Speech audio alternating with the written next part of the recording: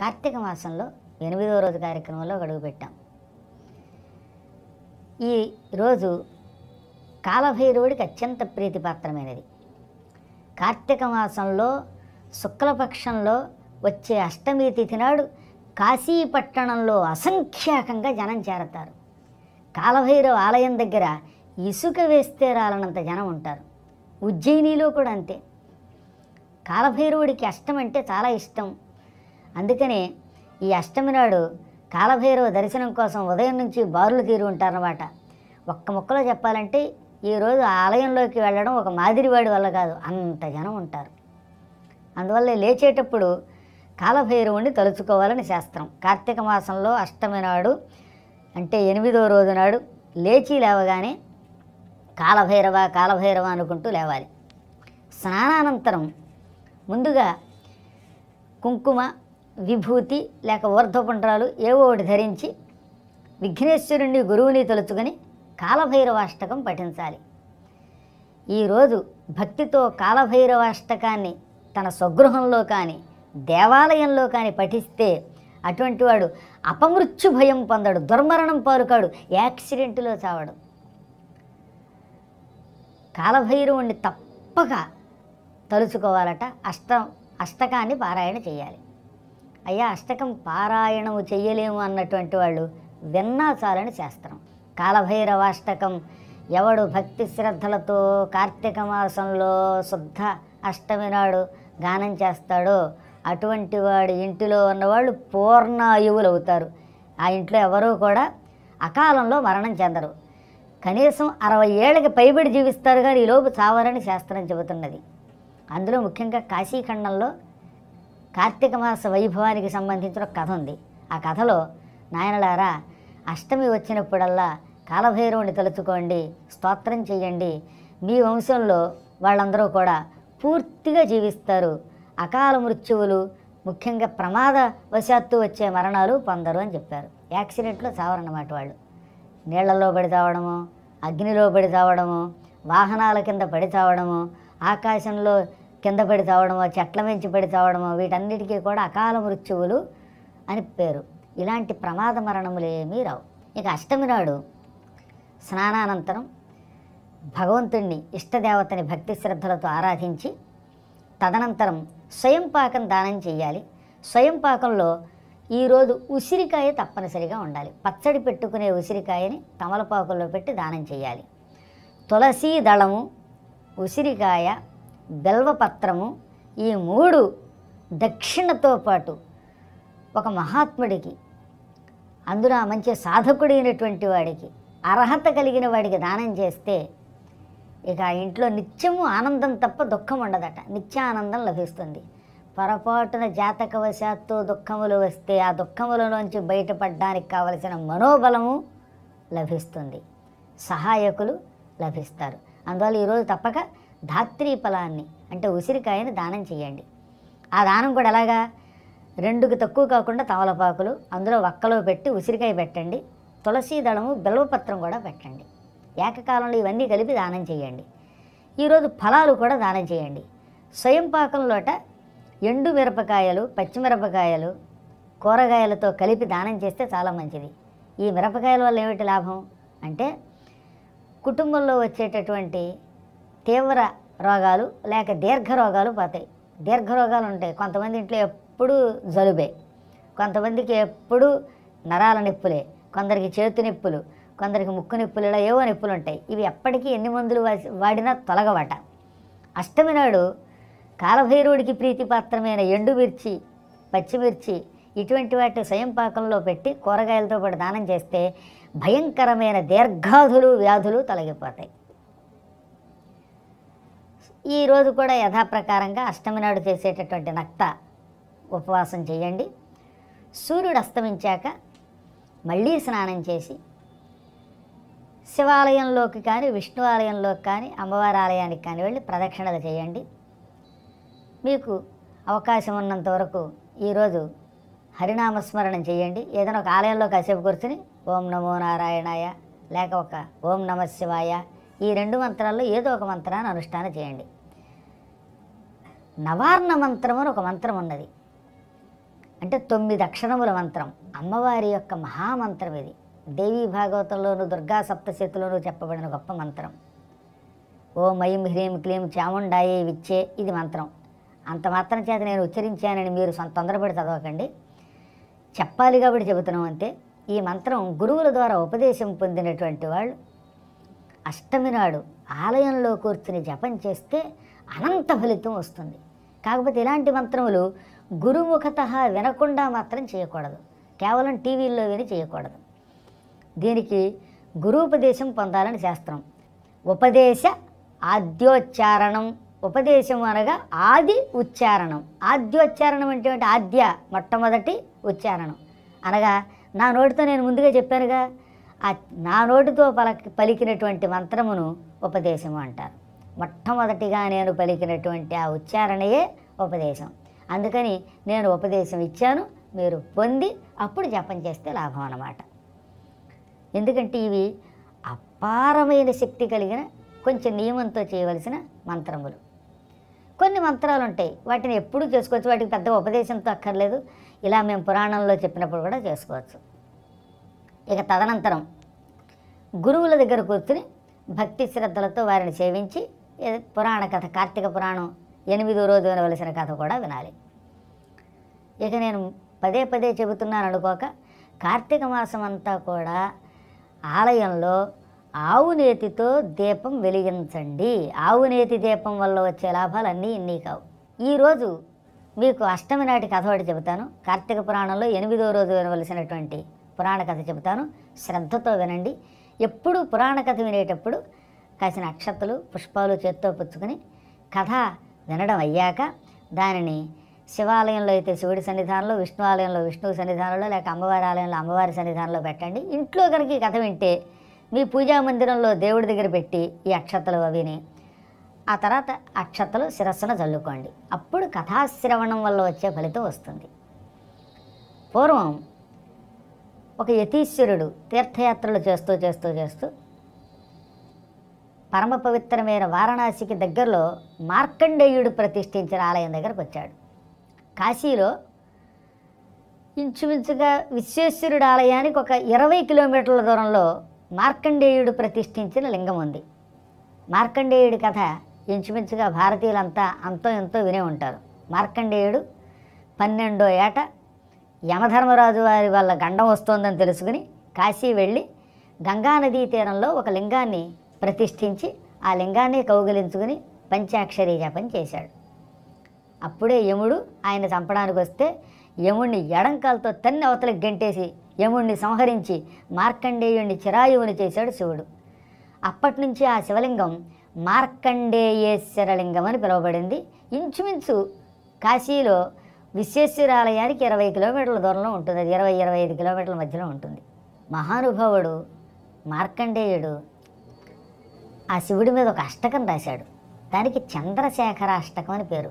ఆ అష్టకం ఈరోజు తప్పక వినాలట. అందుకే యతీశ్వరుడు ఒక ఆయన తీర్థయాత్రలు చేస్తూ చేస్తూ ఈ మార్కండేయుడు ప్రతిష్ఠించిన మార్కండేయేశ్వరలింగం ఉన్న చోటుకు వచ్చాడు. ఎందుకంటే విశ్వేశ్వరాలయంలో కార్తీక మాసంలో చాలా జనం ఉంటారు. మార్కండేయేశ్వర ఆలయం దూరంగా ఉంటుంది గంగానదీ తీరంలో. అందుకని అక్కడ కొంచెం జనం తక్కువ ఉంటారని యతీశ్వరుడు అక్కడికి వచ్చాడు. అదృష్టవశాత్తు ఈయన వెళ్ళిన రోజున ఎక్కువగా పెద్ద జనం కూడా లేరు. ఈయన గంగానదిలో స్నానం చేసి శివుణ్ణి భక్తితో ప్రార్థించాడు.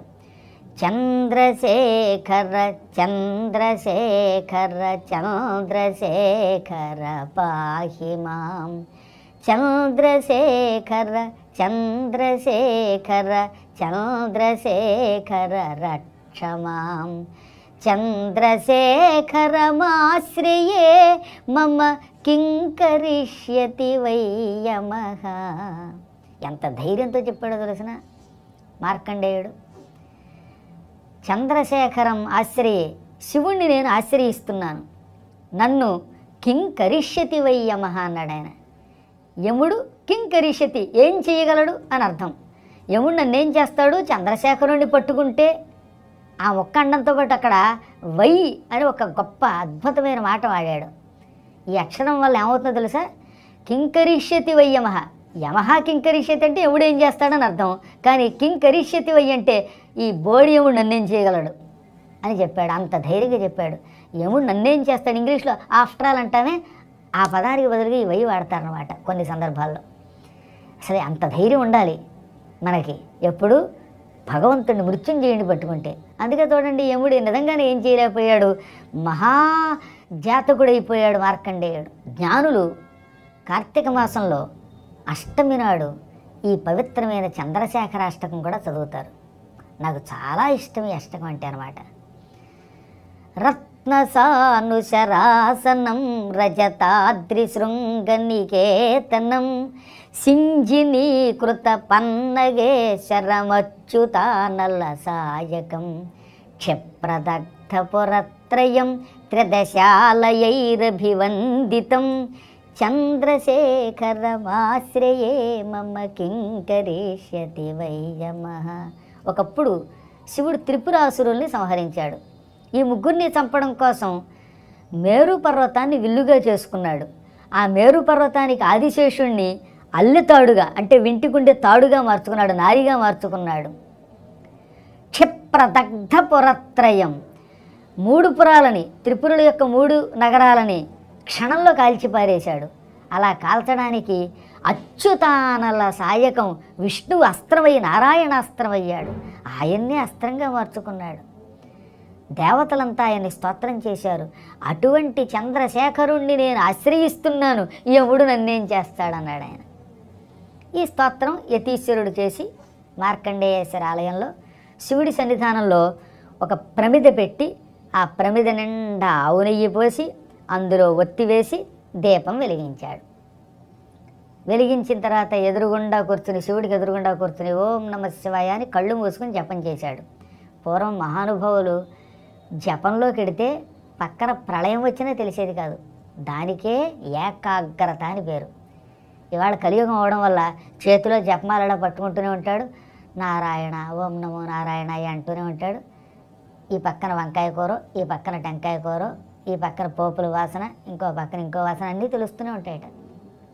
పాపం చాలామంది అంటూనే ఉంటారు నాతోటి, గురువుగారు అదేమిటో జపం చేద్దాం అనుకున్నప్పుడే ప్రపంచంలో ఉన్న విషయాలన్నీ గుర్తుకొస్తాయండి, ఒక్క క్షణం మనస్సు నిలకడగా ఉండడం లేదు, ఏం చేయాలని అడుగుతారే. అది కష్టమేం కాదు, మనకు ఆ భగవంతుడి మీద అంత భక్తి ఉంటే, నిష్ఠ కుదిరితే తిష్టదే కుదురుతుంది.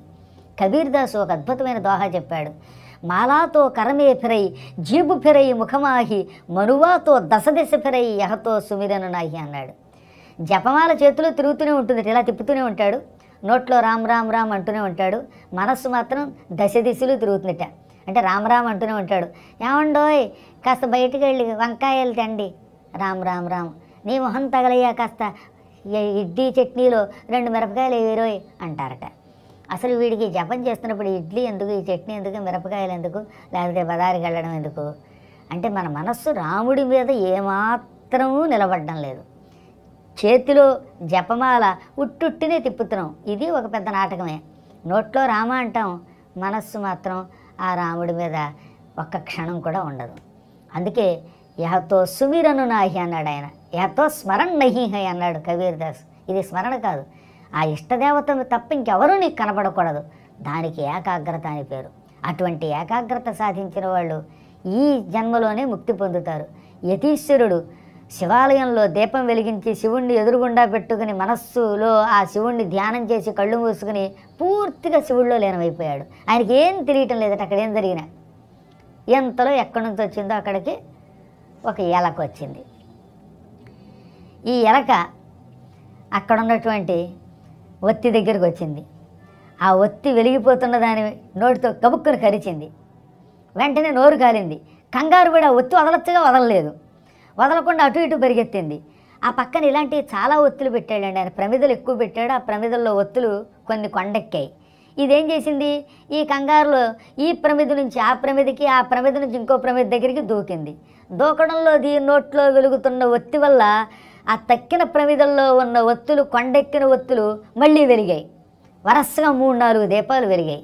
ఆ వెలగడంతో పెద్ద శబ్దంతో ఎలక కుప్పకూలిపోయింది, మహాపురుషుడిగా మారిపోయింది. దానికి పట్టు వస్త్రాలు, చెవుల కుండలాలు, మంచి గిరదాల జుట్టు, బంగారపు లాంటి రంగు వచ్చేసింది. ఈ డబా డబా శబ్దాలకు కాసేపటికి ఉలిక్కిపడి లేచాడు. ఎదురుగుండా ఒక అందంగా ఉన్నటువంటి ఒక పురుషుడు కనపడ్డాడు, చదువుకున్న సంస్కారవంతుడైన పురుషుడు కనపడ్డాడు. దాంతో ఆయన తెల్లబోయి కస్త్వం అన్నాడు. కహ త్వం, ఎవడవు నీవు అన్నాడు. కహ అంటే ఎవడు, త్వం అంటే నీవు, కస్త్వం అంటే హూ ఆర్ యూ, ఎవడవు నీవు అన్నాడు. అప్పుడు ఆయన తెల్లబోయి అదేదో నాకు తెలియటం లేదండి, కానీ నాకు కొంత గుర్తు ఏంటంటే నేను ఒక ఎలకని, ఇక్కడ నానా చెత్త తింటూ ఉండేవాడిని, భయంకరమైనటువంటి వస్తువులన్నింటినీ ఎత్తుకుపోయి కుళ్ళిపోయిన వస్తువులు కూడా పుట్టలో పెట్టుకుని నా కన్నంలో పెట్టుకు తింటూ ఉంటాను. ఎంతలో ఏమిటో ఈ ఒత్తి దగ్గరికి వచ్చి ఒత్తి నోటితో కరుచుకున్నాను, ఆ ఒత్తి నా నోరుని కాల్చింది. ఆ కంగారులో అటు ఇటు దూకడంలో ఇక్కడున్న కొన్ని ఒత్తులు ఈ ఒత్తి వల్ల అంటుకున్నాయి. అలా ఒత్తులు అంటుకుని వెలుగుతున్నాయో లేదో నాకు ఈ రూపం వచ్చిందనగానే వెంటనే ఈ యతీశ్వరుడు కళ్ళు మూసుకుని ఒక్క క్షణం వీడి పూర్వజన్మం ఏమిటి అని ధ్యానంతో కనిపెట్టాడు. ధ్యానం వల్ల ఆయనకి అంతా తెలిసిపోయింది. మరి నువ్వు అదృష్టవంతుడురా, నీ పూర్వజన్మ రహస్యం చెబుతున్నా విను. నువ్వు పూర్వకాలంలో బాహ్లికుడు అనే ఒక విప్రుడివి, బాహ్లిక దేశంలో ఉండేవాడివి. ఆ కాలంలో తినకూడనివి తెగ తిన్నావు, చెయ్యకూడని పాపాలు చేసావు, తాగకూడనివి తాగావు. సంస్కృతంలో వీటిని అభక్ష్య భక్షణము అంటారు. అంటే తినకూడనివి తినుట. గోమాంసం తినకూడదు, పంది మాంసం తినకూడదని శాస్త్రం. ఎంత నీచుడైనా అవి తినకూడదట. అవి కూడా తిన్నాడు వాడు ఆ జన్మలో. పుట్టింది పవిత్ర వంశంలో, కానీ తినకూడని మాంసాలు తిన్నావు. ఏ పాపానికైనా ప్రాయశ్చిత్తం ఉంది, కానీ మద్యపానానికి నియమం లేకుండా తాగితే ప్రాయశ్చిత్తం లేదు. ఏకాదశి నాడు మద్యం తాగకూడదని ఒక శాస్త్రం. అటువంటి రోజుల్లో కూడా తాగేసేటవాడు. ఇలా తాగకూడనివి తాగావు, ఇక తిరగకూడని స్త్రీలతో తిరిగావు, మహాపాపాలు చెయ్యకూడనివి ఎన్నో చేసావు. చివరి క్షణాల్లో తల్లిదండ్రులు ముసలివాళ్ళ ఏడుస్తూ, ఒరే నాయన మేము వృద్ధులం అయిపోయాం, ఆ లోలత్వం విడిచిపెట్టి వ్యసనాలు విడిచిపెట్టి మమ్మల్ని కాస్త పోషించరా అంటే వాళ్ళ దగ్గరికి వెళ్ళలేదు. వార్ధక్యంలో తల్లిదండ్రుల్ని దిక్కులేని చావుకి గురి చేసిన పాపాత్మలకి ప్రాయశ్చిత్తం లేదట. ఓల్డేజ్ హోముల్లో చేర్చకూడదు అసలు. ఈ కలియుగంలో పాపాత్మలు పెరిగిపోయి తల్లిదండ్రుల్ని పోషించగా తీసుకెళ్ళి ముసలాళ్ళ గృహం అంట వృద్ధ గృహంలో పారేస్తున్నారు. అది మహాపాపం. మన తల్లిదండ్రులు కూడా మన చిన్నపిల్లల ముసలాళ్ళ ఇళ్లలో పారేస్తుంటే ఏమయ్యేదండి? పడుచాళ్ళ గృహాల్లోనూ వాళ్ళు ఎంతో ప్రేమతో పెంచారు. తల్లిదండ్రుల్ని పూజించి ఎంతో కొంత సేవ చేయవలసిన బాధ్యత మన మీద ఉంది. నాయనలారా, వీలున్నంత వరకు తల్లిదండ్రులు సేవ చేయండి. అలాగని వాళ్ళ సేవ చేస్తున్నామని వాళ్ళ మాట విని మళ్ళీ మీ ఆవిడని చంపకండి. ఏ ధర్మం ఆ ధర్మమే. భార్యని గౌరవించే ధర్మం నీది, తల్లిదండ్రుల్ని గౌరవించే ధర్మం నీదే. ఈ రెండింటిని జాగ్రత్తగా బేరీజు వేసుకుని నిలబెట్టాలన్నమాట. అంటే ఒకళ్ళని ప్రేమించి రెండో వాళ్ళని నాశనం చేయకూడదు. అందువల్ల జీవులకు ధర్మాలు ఉంటాయి. ఈ ధర్మాలను నిలబెట్టుకోవడం చాలా కష్టం. పితృధర్మం, మాతృధర్మం, పుత్రధర్మం, భార్యాధర్మం, భర్తృధర్మం, ఈ ధర్మాలన్నీ నిలబెట్టాలి. అలా నిలబెడితే మహాద్భుతమైనటువంటి యోగం పడుతుంది. ఈ దుర్మార్గుడు తల్లిదండ్రులు చచ్చిపోతున్నావురా బావో అన్న వినిపించుకోకుండా మీరు చావండి అని తల్లిదండ్రుల్ని చూడకుండా వేశ్యలతో గడిపాడు. పాపం అలో లక్షణాన్ని ముసలితనంలో తల్లిదండ్రులు చచ్చిపోయారు. ఈ పాపాలు చేసిన నీవు చివరికి ఆ పాప ఫలితంగా చచ్చి నరకాలకు పోయావు. 82 లక్షల సంవత్సరాలు నరకంలో శిక్షలు అనుభవించి ఆ తర్వాత భూలోకంలో వరసగా కుక్కలుగా పిల్లులుగా పుట్టి ఈ జన్మలో ఎలకయ్యావు. నీ పూర్వజన్మ సుకృతం ఒకటి ఉన్నది. అదేమిటట? చచ్చే ముందు ఒక్కసారి మాత్రం మా అమ్మా నాన్న ఎలా ఉన్నారో వాళ్ళకి సేవ చేస్తే బాగుండు అని కొంచెం అనుకున్నట్ట. మరణానికి ముందు ఒకప్పుడు జన్మలో మాతాపితలకి సేవ చేయాలనుకున్నాడు. ఆ కాస్త సంస్కారం వల్ల ఈ జన్మలో ఎలకై పుట్టిన నువ్వు ఈ మార్కండేయ ఆలయంలో చేరావు. ఆలయంలో ఉన్న కన్నాల్లో ఎలక కన్నాల్లో బతుకుతూ ఆలయంలో ఉన్న చెత్తా చెదారం తింటున్నావు. ఆ పుణ్యం ఏం చేసింది? ఇప్పుడు నా రూపంలో నిన్ను అనుగ్రహించింది. ఆలయంలో అప్పుడప్పుడు ప్రదక్షిణ చేసినట్టుగా గుడి చుట్టూ తిరిగేవాట. దేవాలయంలో ఏ వంకతో చుట్టూతా దేవుడి చుట్టూతా తిరిగినా అది ప్రదక్షిణమేనండోయ్. మనం ఏదో వేళాకోళంగా శివాలయంలో శివుడి చుట్టూ తిరిగినా అది ప్రదక్షిణ కింద భావిస్తాట ఆయన. సంచారః పదయోః ప్రదక్షిణ విధి శివమానస స్తోత్రంలో రాశారు శంకరాచార్య వారు. కాళ్లతో మేము తిరుగుతున్న అడ్డమైన తిరుగుళ్ళు నీ ప్రదక్షిణ అనుకోవయ్యా. స్తోత్రాన్ని సర్వాగిరహ, మేము నోటితో వాక్కూడని వాగుళ్ళు వాగి ఉండొచ్చు, కానీ మేము ఏం మాట్లాడినా సర్వాగిరహ అంటే మా మాటలన్నీ స్తోత్రాన్ని నీ స్తోత్రములు అనుకో.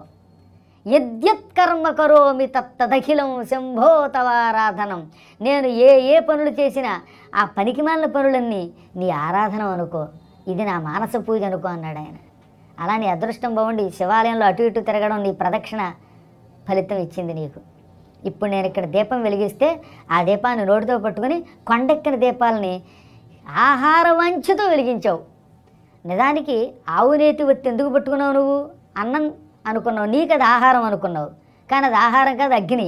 ఆ అగ్నిని ముట్టుకోగానే భయం వేసి మిగతా దీపాల మీదకి దూకావు.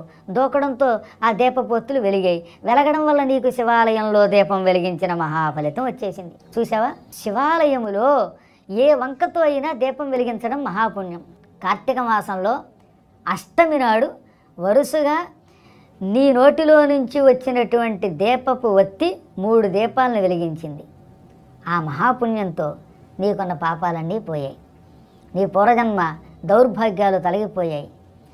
నీకు శాప విముక్తి ఈ అందమైన రూపం వచ్చింది. ఒకప్పుడు నీవు ఈ జన్మలో ఉండేవాడు, బాహ్లికుడు అనే పేరుతోనప్పుడు ఈ రూపంతో ఉండేవాడివి.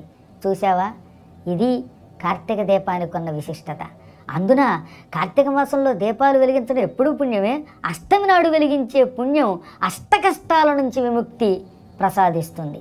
అనగానే ఆయన తెల్లబోయి, మహాత్మా చేసిన పాపాలకి ఇప్పుడు ఈ జన్మలో ప్రాయశ్చిత్తంగా లెంపలు వేసుకుంటున్నాను. నా అదృష్టవశాత్తు మీలాంటి యతీశ్వరుల దర్శనం నాకైంది, అది కూడా అదృష్టమే. నేను ఇంత పాపాత్ముడైనా మీరిక్కడికి వచ్చి దీపం వెలిగిస్తే మీ సన్నిధిలో ఉండే అవకాశం నాకు ఎలా వచ్చిందని అడిగాడు. అదే నాయన చచ్చే ముందు తల్లిదండ్రుల స్మరణ చేయటం అంటే. నీవు పూర్వజన్మలో మరణించే ముందు తల్లిని తండ్రిని ఒక్కసారి తలుచుకున్నావు. ఆ పుణ్యం ఈ జన్మలో నీకు గురు దర్శనం చేయించింది అన్నాడు. అందుకే అపి స్వల్పస్య పుణ్యస్య త్రాయతే మహతో భయాత్. పుణ్యము ఎంత చేసినా చాలు, మనం ఎంత చేసామనేది అక్కర్లా. ఒక్కోసారి మనం కొండంత పుణ్యం చేయలేకపోవచ్చు, పిసరంత పుణ్యం చేసినా చాలు. ఆ కాస్త పుణ్యం, స్వల్ప పుణ్యం మహాభయం నుంచి మనల్ని రక్షిస్తుంది. అందువల్లే జీవితంలో అంతో ఎంతో పుణ్యం చేయండిరా అని మన పెద్దలు చెప్పారు. ఆ పుణ్యం నిన్ను రక్షించింది అన్నాడో లేదో, స్వర్గం నుంచి ఒక దివ్య విమానం వచ్చి ఈ పురుషుడిగా మారిన ఎలక గారిని ఎక్కించుకు వెళ్ళిపోయింది. అప్పుడు యతీశ్వరుడు ఈ విశేషం ఊళ్ళో వాళ్ళందరికీ చెప్పించి కార్తీక మాసం అంతా దీపాలు వెలిగించండి, పురాణం వినండి అని చాటించాడు. మనం కూడా అష్టమి నాడు వీలున్నంత వరకు ఆలయాల్లో దీపాలు వెలిగిద్దాం. ఈ కథను తప్పక వినండి. విన్నాక ఈ అక్షతలు, కథాక్షతలు దేవతా సన్నిధానంలో ఉంచి ఆ తర్వాత అక్షతలు శిరస్సును వేసుకోండి. ఆ తర్వాత ఈరోజు తప్పక మళ్ళీ రాత్రిపూట కూడా తల్లిదండ్రులు బ్రతికుంటే వారికి పాద నమస్కారం చేయండి, దగ్గర ఉంటే. లేకపోతే పటాలకైనా నమస్కారం చేయండి. మొత్తం మీద తల్లిదండ్రుల యొక్క ఆశీర్వచనం స్వీకరించండి.